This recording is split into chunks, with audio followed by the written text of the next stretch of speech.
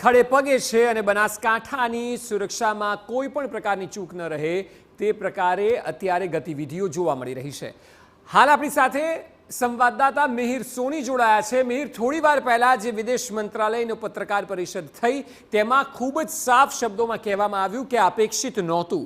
પાકિસ્તાને જે કર્યું છે તે ખરેખર કલ્પના બહારનું છે, કારણ કે 5 વાગે જ્યારે યુદ્ધ વિરામની વાત કરવામાં આવે અને તેના 3 કલાક બાદ જ પાકિસ્તાન ફરી એકવાર હરકત કરે તો એક વાત ચોક્કસ કહી શકાય કે આ પાકિસ્તાનને કડક જવાબની હવે આવશ્યકતા છે। આ પાકિસ્તાન નહીં સુધરે।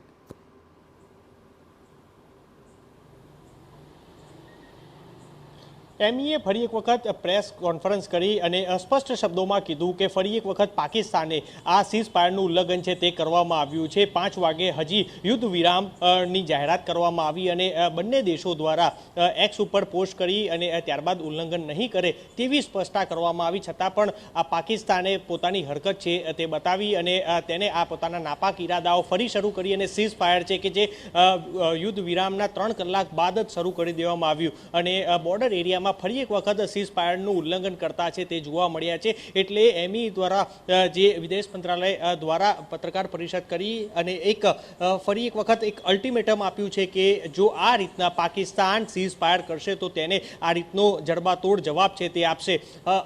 સતત આ ચોથા દિવસે પણ જે સીઝફાયર છે તે થઈ રહ્યું છે। જો કે શરૂઆત સીઝફાયરનું પાકિસ્તાન દ્વારા કરવામાં આવી રહ્યું છે અને તેનો જવાબ ભારતીય સેના દ્વારા આપવામાં આવી રહ્યો છે। ભારતીય સેનાના 3 પાંખ છે કે સંયમતાથી જે છે કરી રહ્યા છે। હજી સુધી તેને કોઈ પણ વખત ફાયરિંગ સીઝફાયરની શરૂઆત છે તે નથી કરી, પરંતુ પાકિસ્તાન તરફથી વારંવાર સીઝફાયરનું ઉલ્લંઘન કરવામાં આવે છે અને ડ્રોનથી હુમલો કરાય છે। ત્યારબાદ તે ડ્રોન એટેક હોય છે તે તોડી પાડવામાં આવે છે અને સીઝફાયરનો સીધો જવાબ છે કે જે ભારતીય સૈન્યો દ્વારા આપવામાં આવી રહ્યો છે। એટલે એક વખત ફરી 24 કલાકનું એક અલ્ટિમેટમ હોય તે રીતનું તે લોકોએ ચેતી જવા જેવું છે, કારણ કે જો આ જ રીતનું કરવામાં આવશે તો ભારતના સૈનિકો દ્વારા જે 3 પાંખો દ્વારા જે રીતનું યુદ્ધની શરૂઆત નથી કરી પરંતુ તે છેડી રહ્યા હોય તેવું અત્યારે હાલ લાગી રહ્યું છે। એટલે આ પાકિસ્તાન સુધરશે ને એવું તે રીતનું લાગી રહ્યું છે, કારણ કે જે અમેરિકાના રાષ્ટ્રપતિ દ્વારા એક મધ્યસ્થી થઈ અને આ બંને દેશો વચ્ચે તેને આ યુદ્ધનું વિરામ કર્યું હતું, પરંતુ એ યુદ્ધનું વિરામ એ પૂર્ણ વિરામ નહીં કે અલ્પ વિરામ નહીં, પરંતુ તે ફરી શરૂ કર્યું હોય તે રીતનું લાગી રહ્યું છે। એટલે અત્યારે હવે એમઈએ ફરી એક વખત પ્રેસ કોન્ફરન્સ કરી અને પાકિસ્તાનને એક મેસેજ આપ્યો છે કે જો આ રીતનું ફરી ઉલ્લંઘન કરશે તો તેને જવાબ છે કે જે ભારતીય સેનાના જવાનો આપશે। બિલકુલ, ટૂંકમાં પાકિસ્તાન સુધરવાનું નથી। સચિન, ખાસ તો જે ગતિવિધિઓ જોવા મળી છે સાંજ પછીની, પાકિસ્તાન સુધરવા તૈયાર નથી। લાગે છે કે ફરી પાછું એક નવી રણનીતિના ભાગ સ્વરૂપે પણ ભારત એ યુદ્ધમાં ખેંચાશે।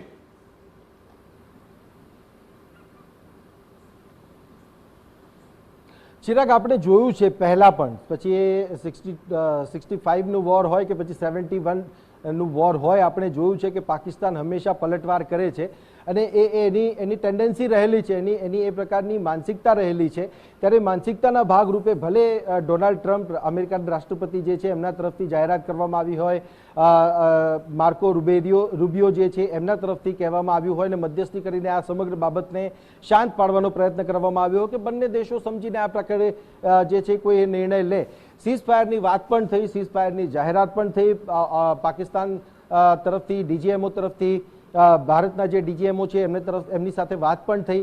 5 વાગે પ્રેસ કોન્ફરન્સ કરીને એમઈએ તરફથી જાહેરાત પણ કરવામાં આવી, પરંતુ જે પ્રકારની પરિસ્થિતિ એના પછી આપણે જોઈ રહ્યા છીએ બોર્ડર ઉપર ને જે પ્રકારથી સીઝફાયર વાયોલેશનની સ્થિતિ જોવા મળી છે, સ્વાભાવિક રીતે ભારત તૈયાર છે આ પ્રકારનો જવાબ આપવા માટે, કારણ કે જે પ્રકારે પહેલગામનો હુમલો થયો ને પહેલાના જે હુમલાઓ થયા છે એ હુમલાઓને લઈને ભારત હંમેશા જવાબ આપવા માટે તૈયાર રહ્યું છે અને એ પાકિસ્તાને હવે સમજી જવું જોઈએ।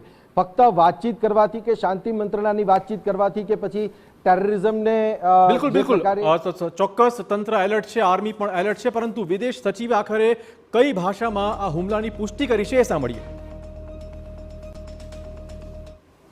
भारत और पाकिस्तान के डीजीएमओज के बीच जो पिछले कुछ दिन से चल रही सैन्य कार्रवाई को रोकने का समझौता आज शाम को हुआ था।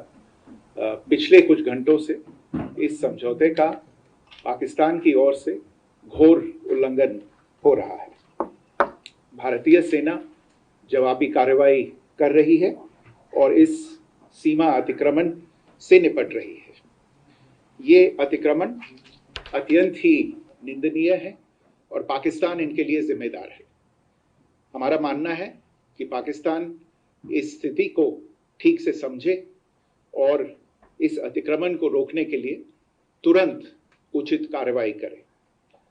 सेना ने इस स्थिति पर कड़ी नजर रखी हुई है और उसे किसी भी अतिक्रमण से निपटने के लिए ठोस और सख्त कदम उठाने के लिए आदेश दे दिए गए हैं। भारत તેમી દ્વારા જે સ્પષ્ટ શબ્દોમાં કહેવામાં આવ્યું કે પાકિસ્તાને હા યુદ્ધ વિરામ બાદ પણ ઉલ્લંઘન કર્યું છે અને એટલા માટે આ સ્થિતિ વધારે કપરી થઈ જાય છે। અત્યાર સુધી છેલ્લા 3 દિવસથી જે કશમકશ ચાલતી હતી ત્યારબાદ અમેરિકાનું આવવું અને અમેરિકાનું કહેવું કે હવે બંને પક્ષે વાત થઈ છે, બંને પક્ષ યુદ્ધ વિરામ માટે તૈયાર છે, જેના વખાણ પણ કરવામાં આવે છે કે ખૂબ જ ગંભીરતાથી બંને દેશો આ નિર્ણય લીધો છે, જે સારી બાબત છે દુનિયા માટે। ત્યારે ભારત પણ કન્ફર્મ કરે છે, પાકિસ્તાન પણ કન્ફર્મ કરે છે અને અચાનક પછી પાકિસ્તાનની આર્મી સરકારની વાતને નથી માનતી અને ફરી એકવાર ભારત પર હુમલા તેજ કરે છે।